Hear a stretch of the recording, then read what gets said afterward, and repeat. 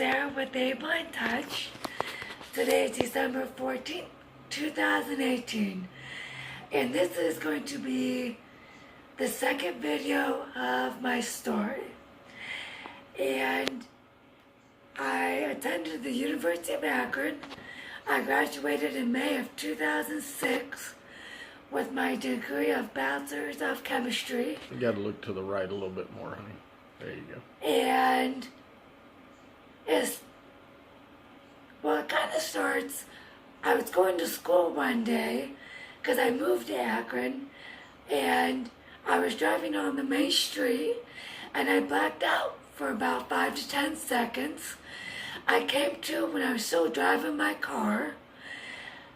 I went to school that day and I could only walk by staring at the ground. And I realized there was something really wrong. So I had a friend pick me up after school. She drove me to an Akron hospital. And I went to the emergency room. And I won't ever forget this. And I was sitting on an emergency room bed. And the doctor came in and said, "You have abnormal swelling in your brain. We need to admit you to the hospital." So I was admitted to the hospital the day that my mom had surgery to remove her gallbladder. The week prior to my dad going into surgery to remove some of his colon because he had precancerous polyps in his colon. The nurse came in Halloween of 2006, and she told me that I had a massive brain tumor. Okay.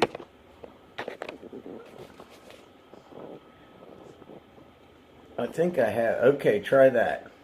And I didn't really realize what was going on until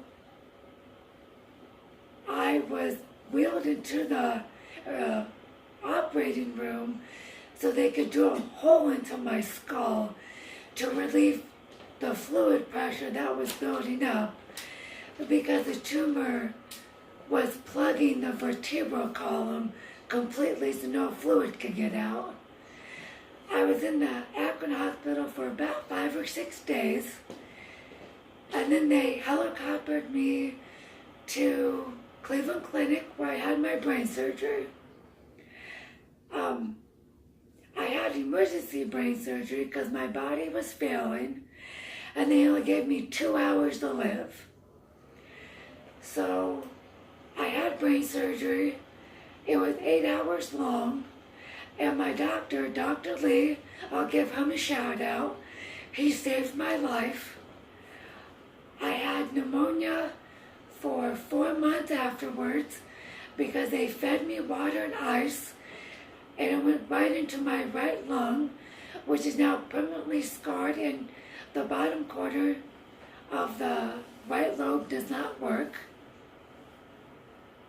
I had about 5 strokes with my brain surgery, so you can tell my voice is raspy. It's because my right vocal cord was paralyzed, and I had to have throat surgery to fix it. And you see the bottom scar on my throat.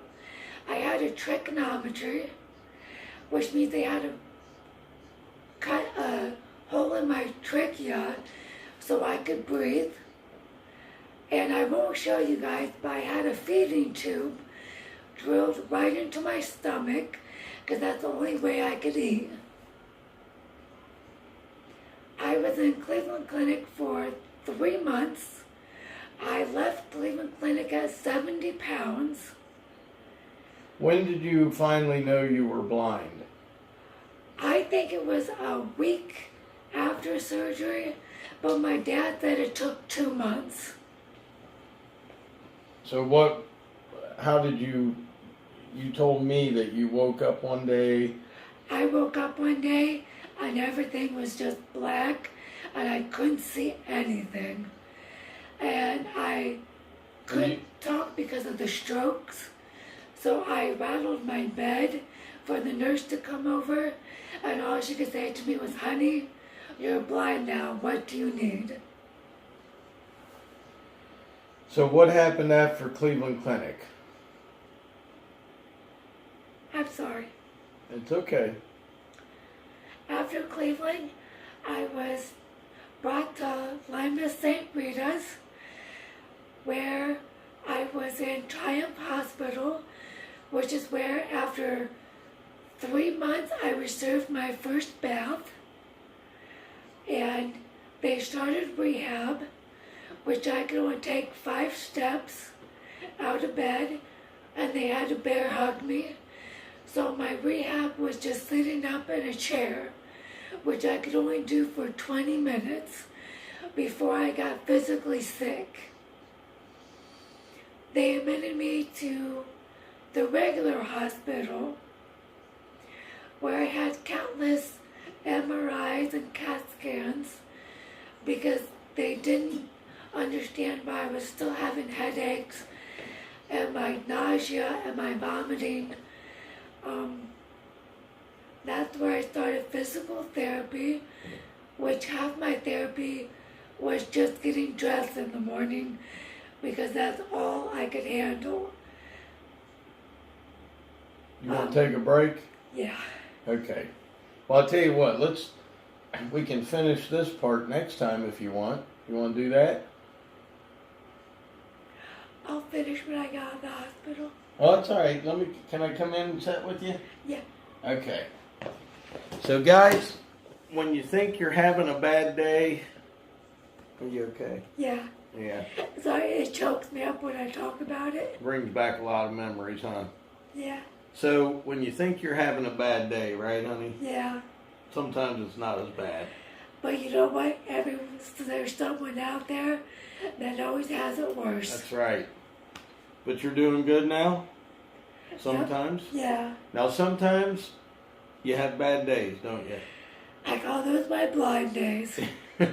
And you cry, and you wish you could see, and all that stuff. Well, pretty much all the time, you wish you could see. Yeah. But, guys, when you think you're having a rough day, and you're like, man, I don't want to get up and go to work, or I don't want to go do this. Wow. Think about it. Think about it, because somebody always had it tougher. I couldn't go through what she went through. I couldn't. I've already told her that. You have to be tough. Heck, I get a splinter, man, and I'm like ready to be done for the day. And she knows how I am. If I hurt somewhere, oh God, I'm dying. And I don't like needles. Oh God, do I? Nope. You had a lot of needles, didn't you?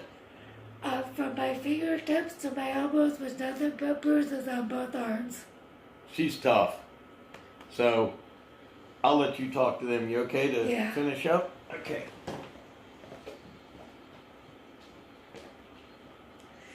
So after I was in Lima for 3 months, and then I left Lima at 92 pounds.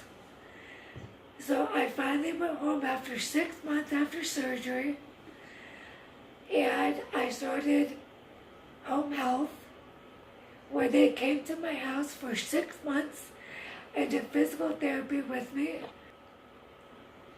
So I will finish up my story in later parts, and if you guys have any questions about what I went through, please ask. Hubby will help me go through the questions and comments, and I'll answer everything. So I want to say thank you for watching. I'll see all of you guys later. Bye. What's your channel name? A Blind Touch. Awesome. I said that in the beginning. You did? Yeah.